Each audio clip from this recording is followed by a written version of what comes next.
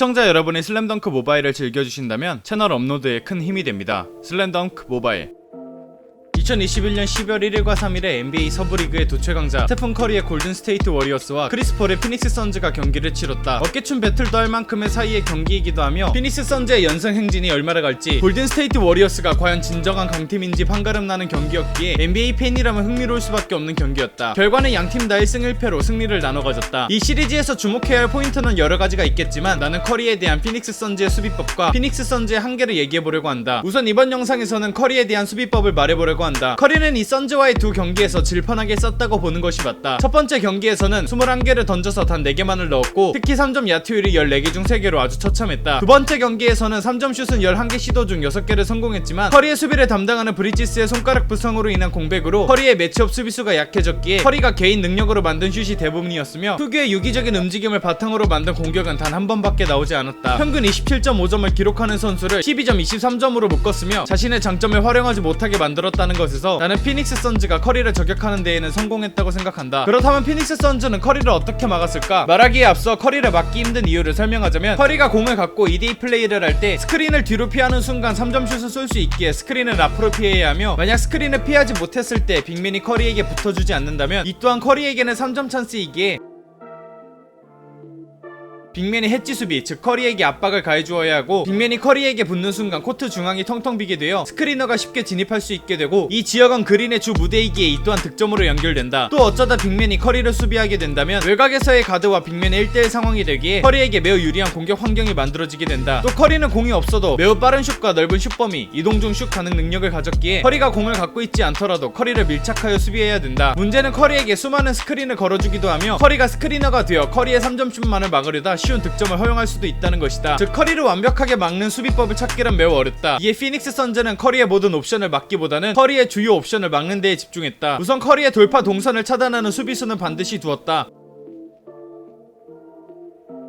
커리를 수비하기 어려운 이유는 커리의 슛을 막기 위해서는 커리에게 붙어야 하고 이는 곧 돌파 찬스가 되기 때문이다. 피닉스 선즈는 커리가 공을 잡으면 바로 옆에 있는 수비수들, 주로 크리스 폴이 커리의 돌파 동선상에 서 있어 커리의 돌파 동선을 차단시켜놨다. 이 수비는 옆에 있는 선수에게 패스를 허용하게 되는 순간 슛 찬스가 발생하는 치명적인 단점이 있지만 크리스 폴의 패스 차단 능력과 더불어 패스가 이루어지더라도 공격의 성공으로 직결되지는 않았기에 커리에게 돌파 옵션을 제거해 커리에게 슛을 강제시켰다. 즉 커리와 1대1 상황에서는 커리의 슛만을 최선으로 막기만 하면 된다는 것이다.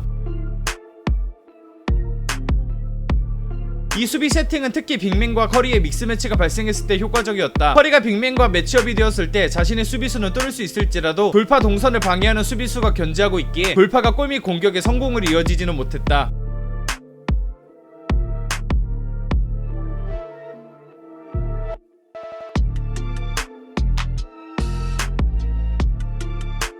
커리의 2대2 플레이 수비법은 스크리너에 따라 달라졌다. 우선 스크리너가 빅맨 수비수의 매치업, 에이튼 맥기가 막는 선수가 아니라면 스위치를 하였다. 동포지션끼리 스크린을 서봤자 서로 수비를 교체하면 해결이 되며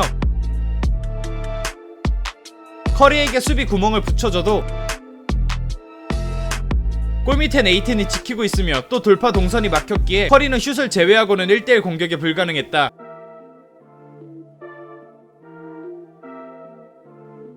그렇다면 에이튼의 매치업과 스크린 플레이는 어땠을까? 우선 브리지스가 커리에게 엄청난 방해꾼이었다. 브리지스는 스크린을 피하는 능력이 매우 뛰어났기에 커리는 스크린을 탄 직후에 슛 찬스를 만들기 어려웠다. 또 에이튼은 커리에게 쉬운 슛 찬스를 주지 않기 위해 커리의 슛과 패스를 방해할 만큼 앞으로 나와 견제했다. 대부분 다른 팀들이 커리에게 압박하는 수비와는 거리를 떨어뜨려 돌파에 쉽게 당해주지 않았으며 또 뒤로 쳐져 수비하는 드랍백보다는 가깝게 거리를 유지해주어 커리는 스크린이 완벽히 걸리지 않는 이상 스크린에 빠져나오는 브리지스를 뒤에 두고 에이튼의 견제를 받는 상황에서 슛을 던지거나 에이튼을 달고 골밑에 있는 수비수를 피해 돌파해야만 했다. 커리의 온볼 플레이가 막혔으니 남은 건 커리의 공 없는 움직임이다. 피닉스 선즈의 수비 동선을 쉽게 설명하자면 내 수비수가 스크리너가 되는 순간 스크리너의 엉덩이 방향 동선을 내가 막아주는 것이다.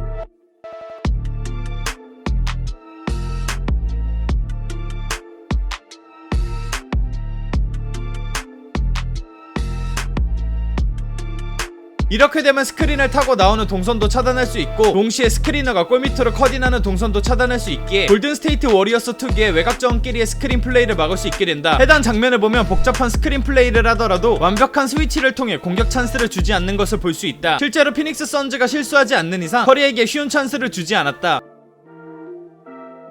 물론 커리에게 수비가 집중되는 사이 다른 선수들이 쉽게 득점이 가능했다. 실제로 커리는 4쿼터에서는 공간을 확보하기 위해 외곽에 서 있기도 하였다.